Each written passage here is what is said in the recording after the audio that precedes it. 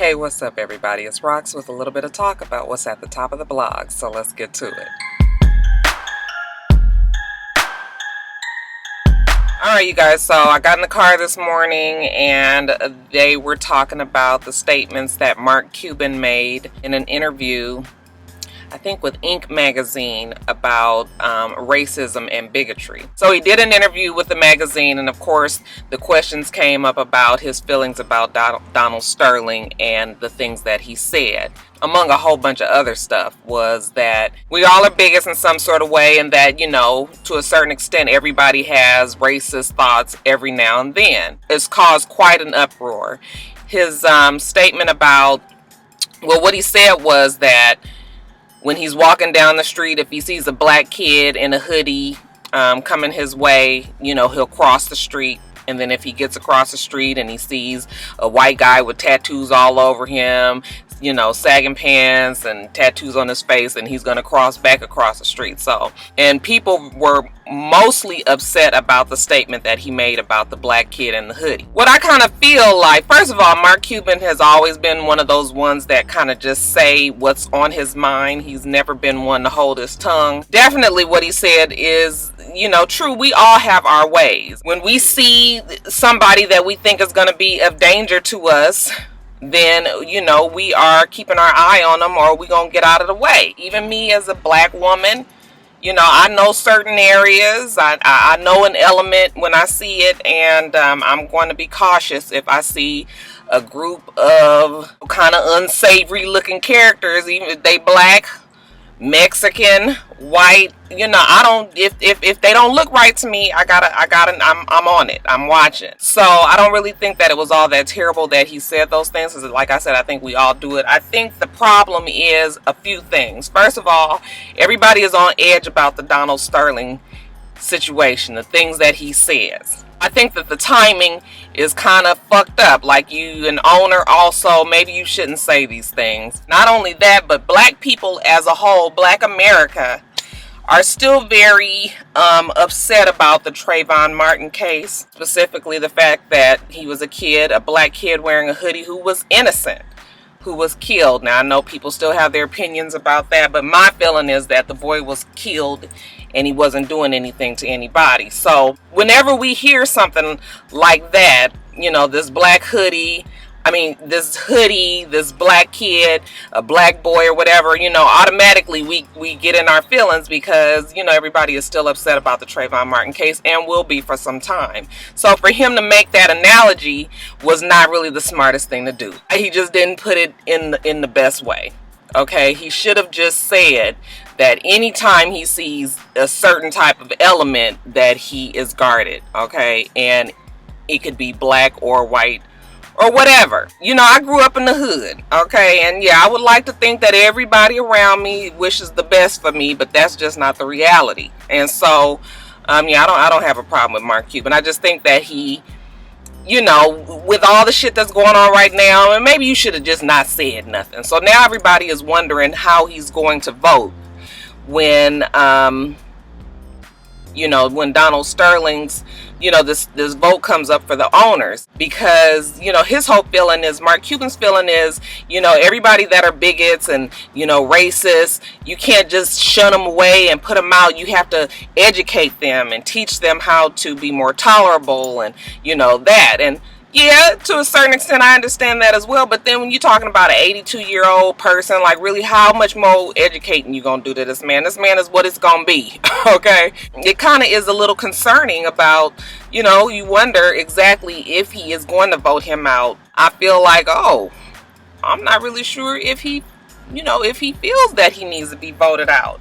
And that was what I was saying in my video about Donald Sterling earlier, was the fact that I don't know if these owners are going to feel like, just because he feels the way he feels, talking about Donald Sterling, if he deserves to be voted out of the NBA. So that's the other part about the interview that has people feeling like, oh, you know. But yeah, I mean, education definitely is key as well.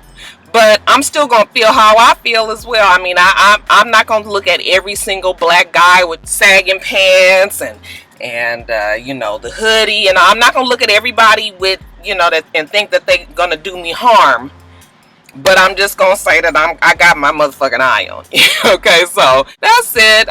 You guys tell me how you feel about Mark Cuban. Do you feel that he was wrong in how he felt?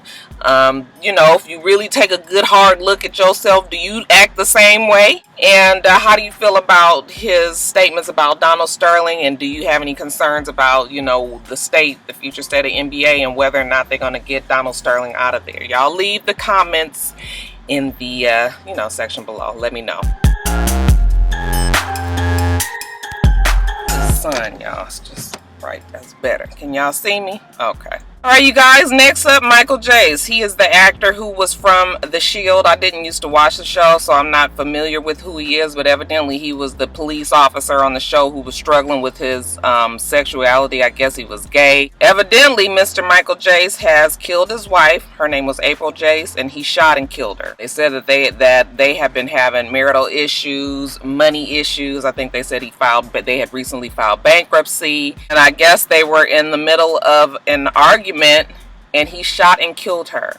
They had 2 young children, both under the ages of 10, and they were there and witnessed the murder. So feel really terrible for those kids. I just can't even imagine seeing my dad kill my mom. It just would be horrible. He didn't try to get away. He called the police and said that he had shot and killed his wife, and he was arrested. Now it has come out that he has a history of beating his wife. I guess this is his second marriage. His first wife, there was paperwork from their divorce proceedings that he had hit her, choked her out, and, you know, slammed her against the wall and things like that. So he has a history of it, and there's been some domestic violence that's gone unchecked, obviously, so he's just kind of brought it into his next relationship. Just sad all the way around. I don't know what has to be happening where you feel like you got to kill the person when you guys are fighting, but, you know, in those instances when there's domestic violence, you know, emotions and tempers run so high that, you know, oftentimes if they ain't killed, then they're severely beaten up. So just sad. Our prayers and you know, well wishes go out to April Jace's family, especially those kids. I don't know where the kids gonna end up. I'm sure somebody in the family is gonna take them, but it's just terrible. Just terrible. And just reminds you that just because you were once a successful actor on a hit television show, real life issues always comes first. And you know, whenever people are having problems like this that go unchecked, then you have these type of results. So just sad, y'all. Just sad. Yeah, Michael Jace arrested and looks like he'll be in jail for quite some time. How many of you guys about to catch the next train to Paris? I don't really know what happened to my invitation, but if you didn't already know, Kimye will be getting married this weekend. Sometime between today and Sunday, they will be getting married out in Paris, France. Although they told us that we won't be able to see the actual wedding ceremony on the, you know, Keeping Up with the Kardashians, we will definitely get all of the pre-wedding shit and probably a lot of the after-wedding shit. It's already been flooded on Instagram and the internet. Everybody is talking about the wedding, and, you know, all the folks that's going over there posting pictures and all of that. So it's supposed to be a really big shindig. And it's so funny that it's come to this. I remember when they first were getting together and it was all the speculation, and, you know, I don't think really anybody thought that it would get to the point where they would actually get married. Okay, have a baby and all of that. So congratulations to Kimye. I know many of you guys cannot stand Kimye as a unit. Many of you guys really just don't like Kim Kardashian. But hey, what can you say? This girl is winning in so many ways, and you know, just congratulations to the two of them. There was rumor that Ray J was going to give them the money proceedings from the, you know, the Ray J and Kim sex tape, and Ray J came out and said that that was not true. He did not say he was doing that. Did you guys read up in how they were saying how much money that they were still making from that tape? I was just like, what?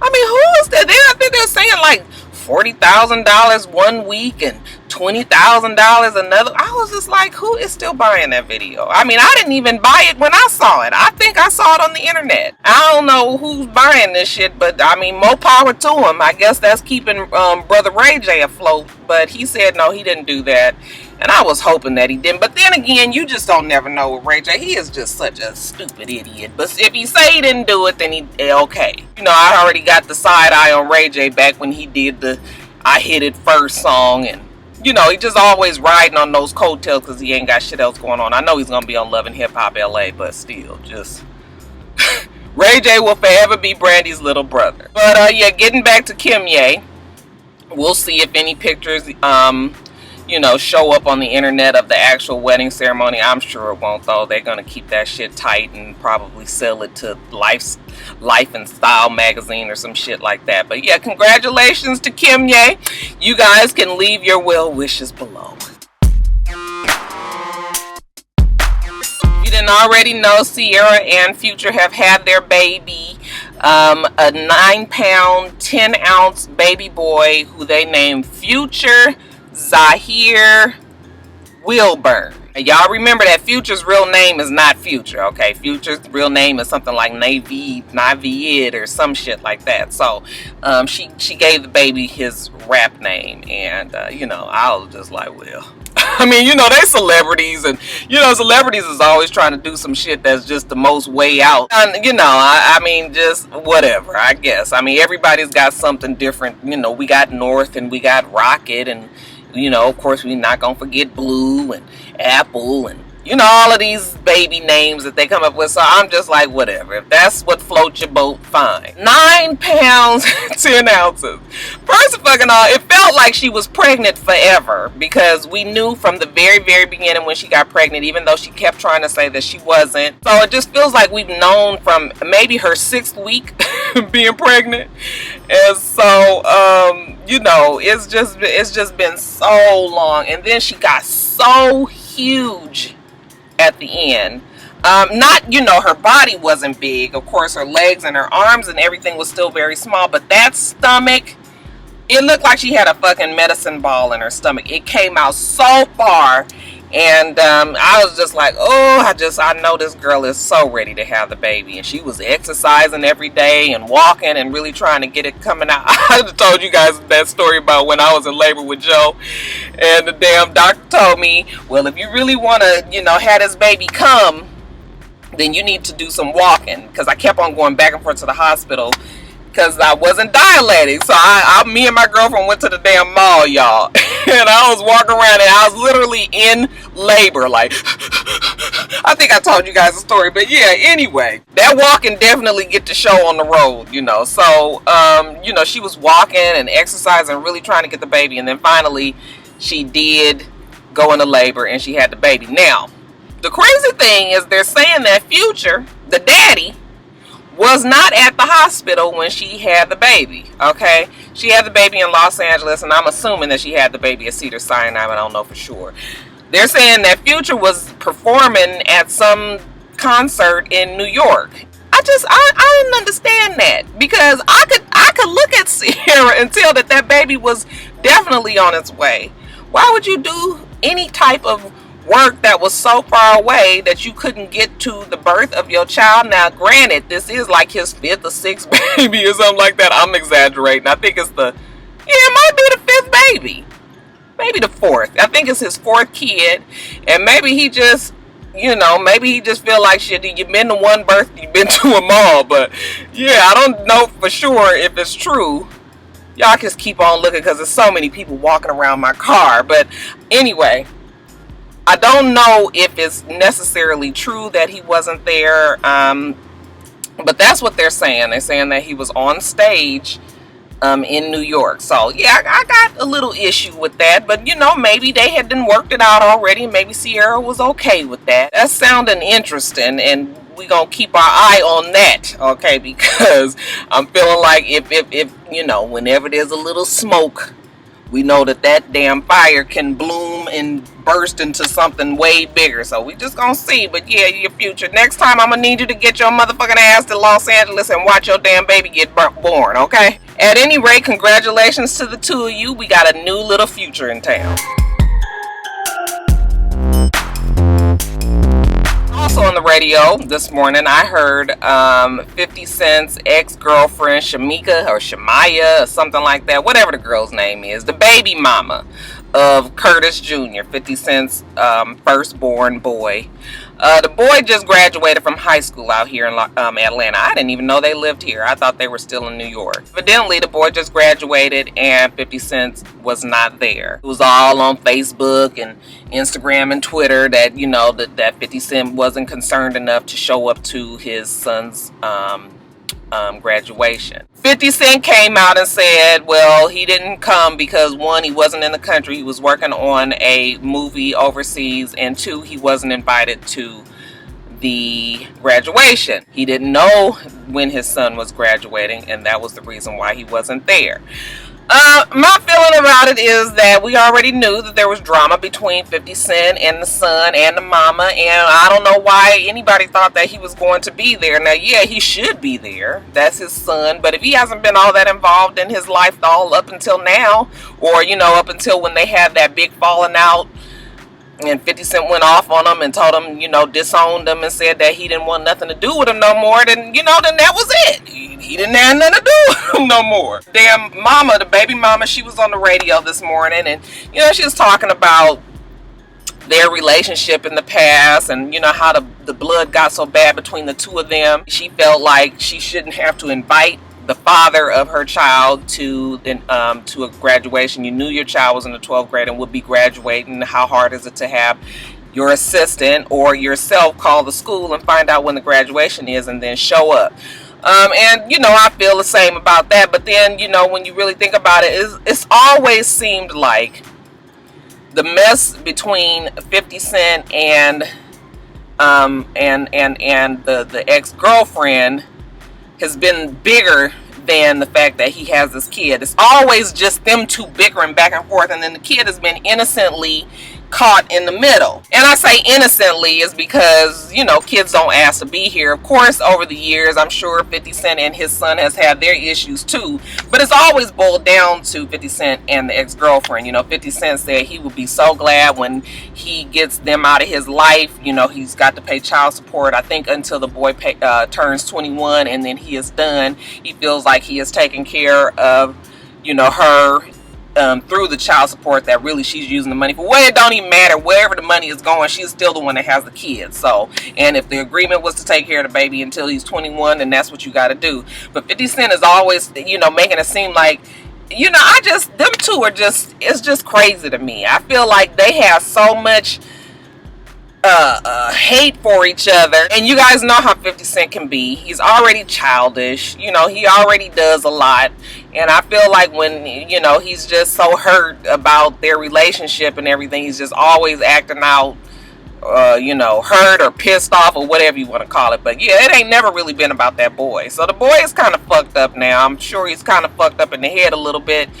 And, you know, we just hoping that the boy turned out okay. But the part of it now is just, it done got so big in the blogs. I mean, I was actually surprised to hear on the radio. I was just like, people are really that concerned about the fact that 50 Cent didn't go to his son's graduation? You know, considering all of the past and the shit that's gone on with them. You know, if anything, it's probably good his ass wasn't there. Okay, would have took away the attention from the boy. Knowing 50 Cent either said or did something stupid or posted something stupid or, you know, just been disrespectful. So, you know, maybe he did the boy a favor. But, yeah, that's it about 50 Cent and, what the girl name is, y'all? Shamika, something like that. But, yeah, foolishness, y'all. Foolishness. He wasn't coming. I don't know why anybody thought differently. And then speaking about, you know, relationships between exes, we got to talk about this mess with Kevin Hart, his ex-wife, Torrei Hart, and his new girlfriend, Eniko Parrish. We all know that Kevin Hart has made a big deal about the fact that his marriage has, you know, went under. He was cheating. That's always been a big part of his stand-up. Just wasn't there for his marriage anymore, and he was doing a lot of runaround. I mean, we already knew all of that, okay? Yet and still, Kevin Hart wants us to think that he didn't cheat with this girl that he's with now, and that he got with her after he got divorced. and he's always presented, you know, it that way. Well, Torrei Hart was doing an interview with Roxy Diaz from the it's the Entertainment Tonight. You know, they're going to be doing a lot of promotion because the show Hollywood X's Atlanta is about to come up. So they did an interview with her and all the rest of the wives, Tamika and well, it was really those two that you heard the most about. But anyway, Roxy Diaz asked her, did she feel any kind of way about the fact that Kevin Hart has this new and improved model girlfriend, and how he, you know, claims to be so committed and all of that. Torrei just, you know, she answered truthfully. You know, it does hurt to see him, you know, with somebody who broke up my marriage. You know, we were still married when he got with her. And yeah, it took a lot out of me. I wanted to beat her ass, but you know, I couldn't do it. My children are around her. It's really nothing that I can do about that. But you know, we all just trying to move on now. Okay, well, Kevin Hart had an issue with that. He came out and said, you know, he's a good father, which, you know, we all see that he is. A lot of times men are good fathers and terrible husbands. So, I mean, you know, that's not no excuse for being a fucked up husband. He said that he didn't cheat with this particular woman, and you know, he just felt like, you know, Torrei was being a hater. She's recently been a pain in his side. You know, she got a man and he tries to have a relationship with the man because it's the man around the kids. And you know, Kevin Hart just kind of felt like, damn, you know, I thought we had moved on from this. Then Torrei Hart comes back and says, you know, Kevin needs to not try to keep on, you know, presenting our relationship in the media as this perfect relationship. That's not what it is. Okay, he's used a lot of our real life issues for his stand-up. He's been able to, you know, really make a come up off of that. And we just all need to be truthful here. She is like, I'm not saying that I have a problem with what he's done. It's definitely opened doors for both of us, especially me right now. So I'm grateful for all that he did, but he needs to be truthful. He cheated with the girl, and you know, and we weren't divorced just till a couple of months ago or something. I mean, a couple of years ago. So I'm paraphrasing for you guys.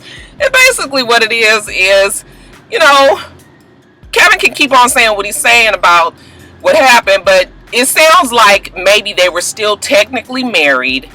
Okay, they may have even still been in the same house, but you know, it was already known that the shit was over and Kevin was out doing whatever he was doing. So in his mind, he wasn't cheating with this girl anymore, because now they were both definitely out of the marriage, but still living in the same, you know, under the same roof. Maybe he was always on the road and never really there, but you know, that was still his domicile or whatever you want to call it. But he was feeling like he was gone and not there anymore, and she was just like, technically he still lives here. Or it could be any of those number of things. I mean, people are upset with Torrei and says that she's a hater and she needs to just move on, and I don't think she's a hater. Yes, I do feel like she needs to move on. It's been some years now, but of course she was asked this in an interview. It wasn't like she just came out and was talking and shit. So, you know, maybe she has moved on, but she just gonna answer the way it is. Shit ain't perfect like he wanna say it is. I'm grateful for what he's done. You know, we're co-parenting, and but yeah, it still ain't, you know, I still can't just sit up here and be like, yeah, I'm glad that he got with the bitch and she, you know, she stole my man. Now, Torrei is getting $30,000 a month. So, honey, I just feel like, you know what?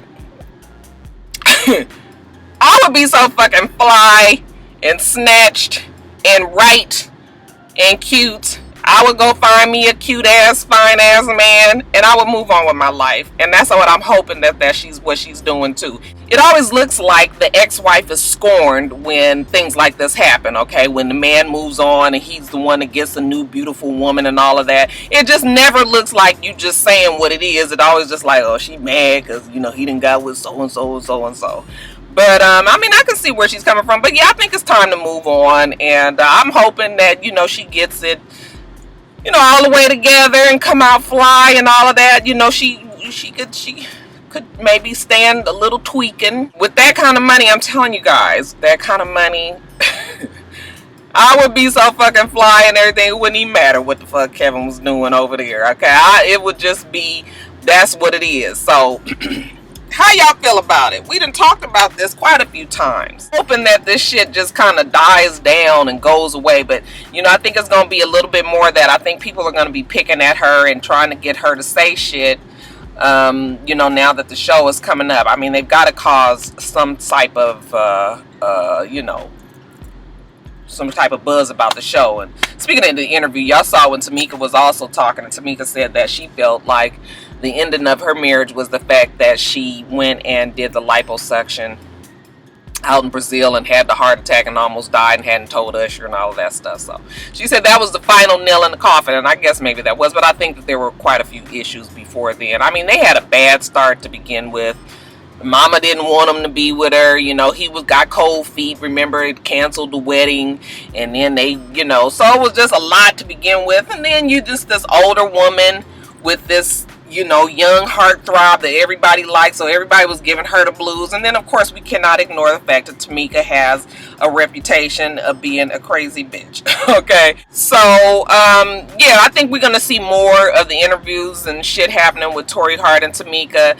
Not to mind, you know, like I said, don't nobody know that Manetta Shaw girl, and don't nobody really know CeeLo's ex-wife. And who's the other one? There's one more on there. CeeLo's ex-wife, Neo's ex-girlfriend, and is one more. But yeah, don't nobody even know about the rest of them, so it's gonna be interesting to see how that show even, you know, pans out. But yeah, tell me what y'all think about Torrei's comments.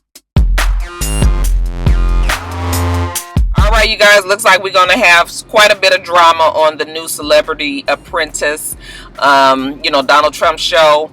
We're going to have Vivica Fox on there. We're going to have Kimye on there. And evidently these two bumped heads, which doesn't surprise me at all, because you got two, you know, black women around the same age. You know, both of them kind of have reputations of being divas and, you know, trying to share the spotlight on the show. And then obviously the whole, you know, the whole premise of the show, or they compete against each other to try to get this money. So shit was already set up for failure. You know, Kimye is one of them types that she kind of like a, you know, she's a winner take all, so she gonna do whatever she can to win. And evidently on the show she stole Vivica Fox's cell phone and then tweeted out on Vivica's Twitter, as if she was Vivica, that, you know, she was going through menopause and these hot flashes were hell, and also that, you know, 50 Cent wasn't sexy. You know, Vivica felt some kind of way about that. You know, that shit was kind of, you shouldn't have did that, okay? If you was gonna steal the phone and everything, for you to get up in there and hack into the account and say some shit, yeah, that ain't really cool. So I'm not sure if she was disqualified for that, or if Donald Trump was so pissed at her, you know, when it came time to vote the people off, that he just got rid of her ass. But they said Donald Trump said that she was the most evil woman that he has ever met. So of course the show is about to come up, so they're talking about it a lot. You know, Vivica Fox did come out the other day and say it definitely happened. You guys make sure you tune in and see the drama and, you know, all of this. And I just keep on thinking about that scene in Two Could Play That Game when Vivica Fox hit Gabrielle Union. Remember, she was just like, that's what I'm talking about. Of course, Kimye has already told us that she will never fight, you know, because her words, she can use her words.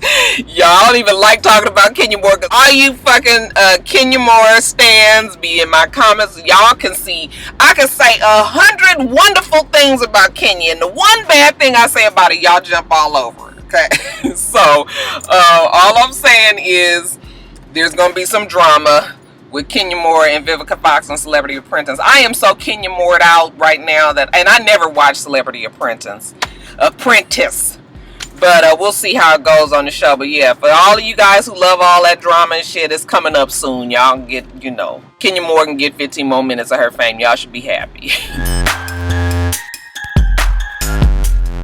How many of you guys remember me talking about Cola Booth? I know that you guys have to remember Cola Booth is the one that was giving Kimora Simmons and Give Us Free all types of headaches, because she said that Kimora Simmons broke up her relationship with Give Us Free before, you know, Kimora was even around. Cola Booth and Give Us Free had a damn relationship. They were together. Evidently, the Cola Booth lady had brain cancer or something, and she was about to have surgery, and Kimora came to the hospital. I mean, it's all this crazy dramatics, but supposedly Kimora came to the hospital and told her, you know, that your man was gonna be with me, and, you know, you gonna be dead, and, you know, ain't nobody gonna be thinking about you, and all of this shit. So supposedly Cola Booth, she survived the surgery, and then she made it her mission to get back at Kimora. So evidently she got back in touch with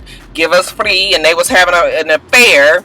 And he was supposedly telling her that, you know, he didn't want to be with Kimora, that she was actually gay, and they would, you know, he was just the front man for her, and, you know, that she had a dry pussy, and they, you know, he didn't want to be with her no more. And Cola Boo put all this shit out, and you know, Kimora and them, they never really responded in public, and but next thing you know, Kimora and Give Us Free broke up. Now, they tried to deny it, but it had to be. The lady was so crazy and on it all the time. They supposedly even Russell Simmons had sent some of his goons over there to threaten her and tell her don't say nothing. But if you guys Google Cola Booth and all the information about Cola Booth, this bitch is about it. The bitch crazy, and I mean, supposedly she was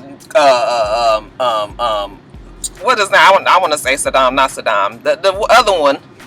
The one that everybody was Osama. She was Osama bin Laden's mistress, and, you know, but she's very contradictory too. I mean, she's always talking about black men, but then she's supposed to be this strong black woman, but she be with these Jewish men, and, you know, it's a whole bunch to Cola. I'm telling you. Just Google Cola Booth. You will have a field day reading all the shit that she says. But anyway, I'm talking about Cola because now they're saying that Bravo got in touch with her to interview her for Real Housewives of Atlanta. And y'all, I'm gonna tell you right now, if they put Cola on fucking Real Housewives of Atlanta, I'm gonna be scared to review it. I'm scared of Cola. I can't get on here every week and be talking about that bitch. She really came after me somewhere. Now, she don't even live out here in Atlanta. They're saying that she lives in Los Angeles, but you know how that goes. Kimye didn't live here either, and she moved here. And all these shows now, people are moving around to wherever they gotta go to be on the show. So that's not really that big of an issue. But and then she's so fucking, you know, she's so out of control and just does what she wants to do that I can't see Bravo. To me, she would be a liability. I can't see her mixed up with none of them girls. She would give them fucking girls the blues. So yeah, it would promise quite a bit of drama. But I don't see her as the Hollywood type. Okay, I don't see her as that flashy type. I see her more as, I don't know what I see her as, y'all. But I'm telling you right now, is if she get put on that show, y'all, I'm going, every time it come time to say something about Cola, I ain't saying that bitch will put a root on you. She look like she got some voodoo in her. I mean, you fucking Osama. Like I said, I don't even really see it happening. I don't think that they're going to put her on the show. I think it's just always this kind of stuff going around to get some hype about who's next. And you know, Bravo, you know, they always, are you guys gonna watch the special for Real Housewives of Atlanta this Sunday? Yeah, this Sunday they gonna have a special where they talk to the animals of Real Housewives of Atlanta. Yeah, they gonna have Nene's little Yorkie. They gonna have Cynthia's dog, what's his name, Bailey. They gonna have Candy's bulldog, Georgia. They gonna have Portia's two little Yorkies or whatever the fuck she got. And then they even gonna try to get a connection to the doggy heaven so they can talk to Kenya's little dog as well. I'm so fucking tired of Real Housewives of Atlanta. Every fucking weekend they got the special secrets, and then they got to talk to the husbands and shit. Yeah, we gonna talk to the doggies this weekend. But anyway, yeah, Real Housewives of Atlanta, Cola Booth. Can you guys see it happening? Ooh, just the thought scares me, y'all.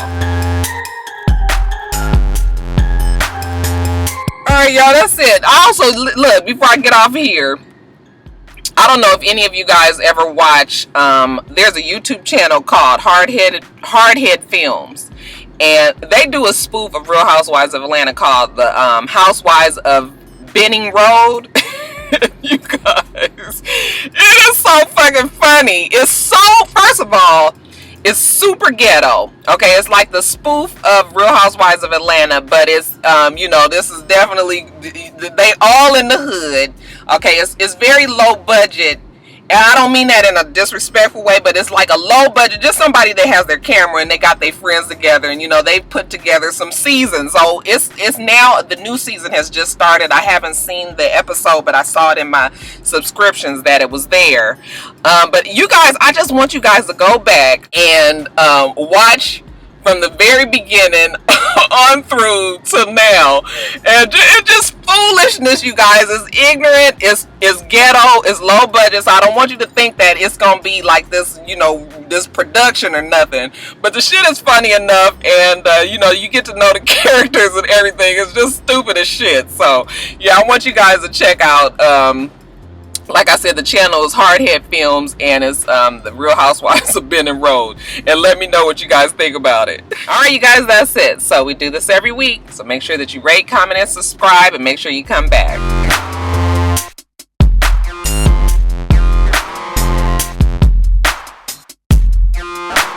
Until next time, Roxstars. Bye.